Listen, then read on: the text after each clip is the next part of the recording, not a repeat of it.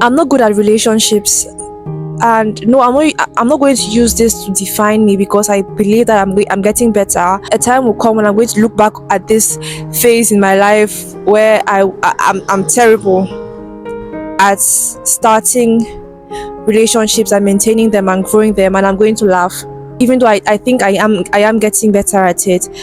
But I just have different core beliefs that kind of hinder me from really making the best friendships or starting new friendships and growing them. I'm grateful for the friends I have now. I don't have many friends in my life. I would say I have like three friends, three people that I'll consider like really good friends. And the way those relationships, those friendships even started, it's not even like I was super intentional. I was super intentional about them. There were just systems around us that made it. At least for two of those, there were systems around us that made it really easy. And for another, this person is just like the most intentional person about me, and I'm so grateful for her in my life. In some relationships, I'm anxious. I fear being imperfect. I fear, what am I going to say? And this person is just going to get upset. I'm very careful about my words. Contrary to my husband is the type who will just say it's mine. And sometimes I'm standing by him and I'm like, I'm feeling scared for him, because I'm like, you just said that. Like, how did you have the courage to just say that? And he says something, and I'm afraid that the other person is going to get upset. Going to get upset at him.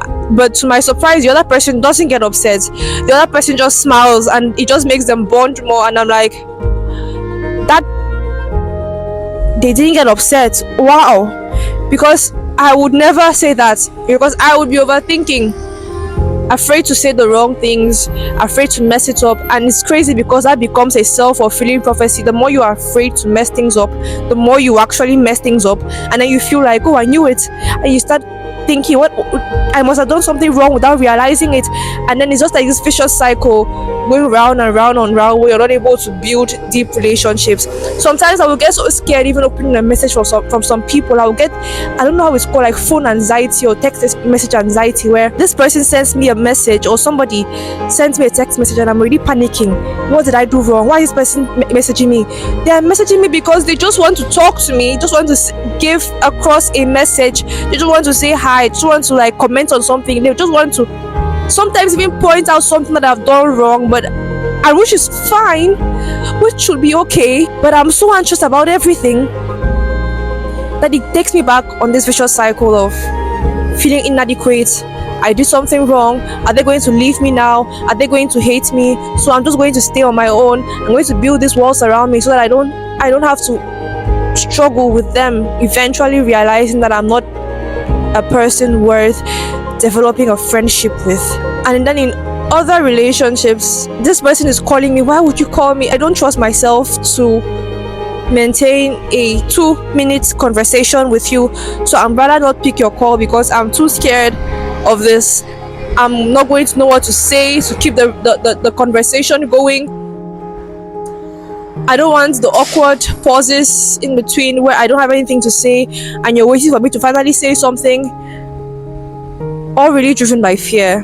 In another relationship, I would crave too much attention. So while in one there's so much anxiety, in another there will be so much desperation, constant desire to just have it be all about me. Why aren't you paying attention to me more? Is it because I'm not enough? Is it because I'm not worthy? Is it because you're making up your mind that I'm not good enough for you? And I'm talking about friendships here. I'm not necessarily talking about romantic relationships. I'm talking about friendships. And I just get desperate, maybe because I haven't dealt with my own issues, or maybe because I am depending on this person, putting this unfair burden, a really unfair burden on this person to meet certain expectations that nobody should be expected to meet. I am responsible for my happiness. I am responsible for my joy. And yes, there are amazing people who would be there for you and kind of tolerate and understand you, but it's just unfair. Friendships cannot thrive in that environment where one person is constantly responsible for the emotions and the internal well-being of another person. It's just unfair. It's not going to work in the long run. And in fact, this other person who is being kind of sucked the life out of, if that makes sense, would actually be an enabler of a bad behavior to just keep going and not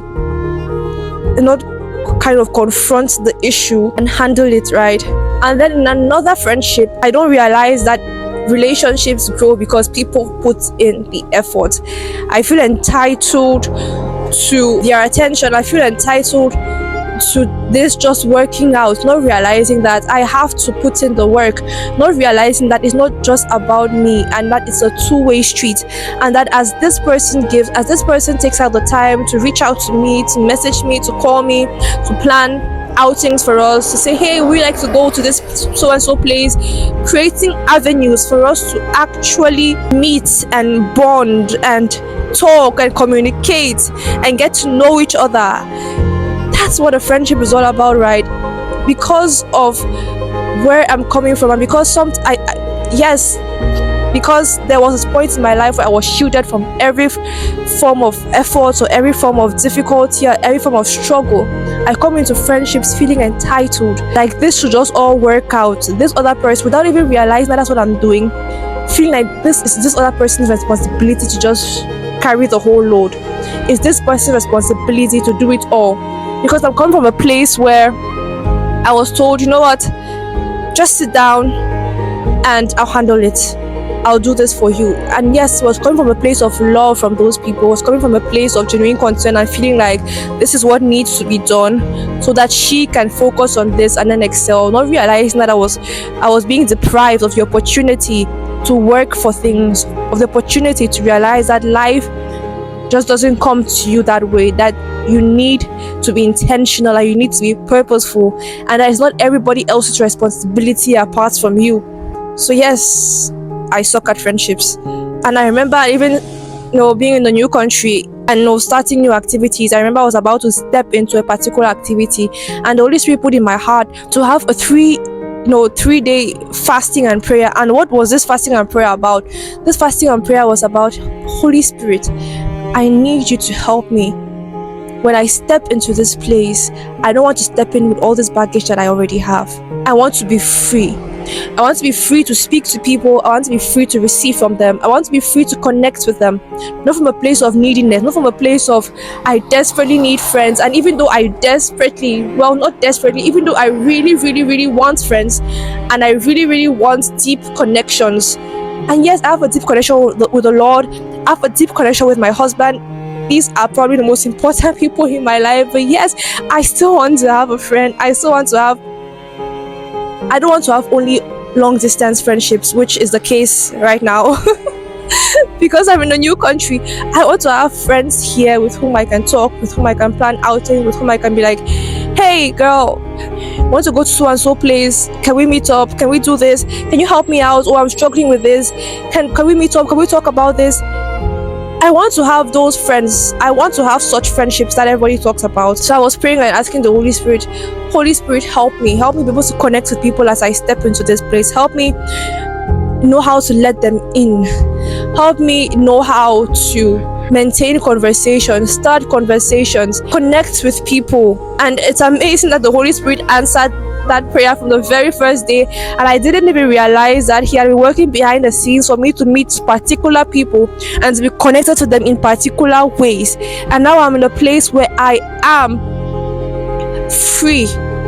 The beautiful thing about it is that the Holy Spirit has equally placed me in an environment where people are so desperately encouraged to speak up, to say their minds, not be afraid to make mistakes, to say even if it's the wrong thing, to get to know other people. We're literally given prompts, say, hey, this is what you can say if you're meeting somebody for the first time, this is how you can connect with them. And it's so amazing. I stepped into this new environment and instantly I formed connections with people. I was able to speak my mind with people. I'm still in the process of developing many relationships, but I was able to feel the connection, to feel like I'm not alone, to feel like I have people who understand me, people who get me, people whom eventually I want to believe I'll be able to say like, hey girl, I want to go out.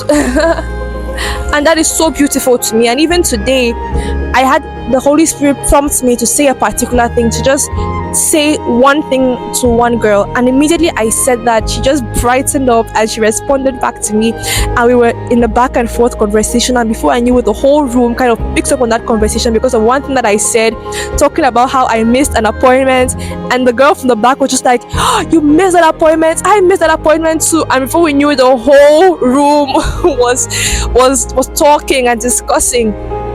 So prayer is important, and being able to listen to the prompting of the Holy Spirit is important in forming friendships.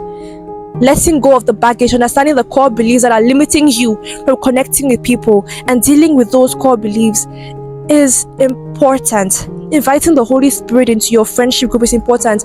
Not needing friends from a place of desperation and from a place of extreme neediness, rather from a place of fullness and from a place of, you know what, Holy Spirit, I recognize that this is important in my life, and I trust you to help me through this process. This is a journey. I'm going to learn. I'm going to trust you, and I'm going to obey, and I'm going to trust you to bring people into my life whom you want to be in my life. Now, it might be at different levels. Some people might just be my acquaintances, and that's great. We all need acquaintances. Acquaintances are great. Other people might progress, to be closer friends. Other people might progress to become intimate friends, and I'm looking forward to that. And I'm going to do it with you. We're going to do it together, and we're going to get there. So we get to a point where, this version of Daniela that struggles in such a ridiculous way with friendships, this version of her is just going to be a part of her history that she's going to look back at and be like, I once was a child.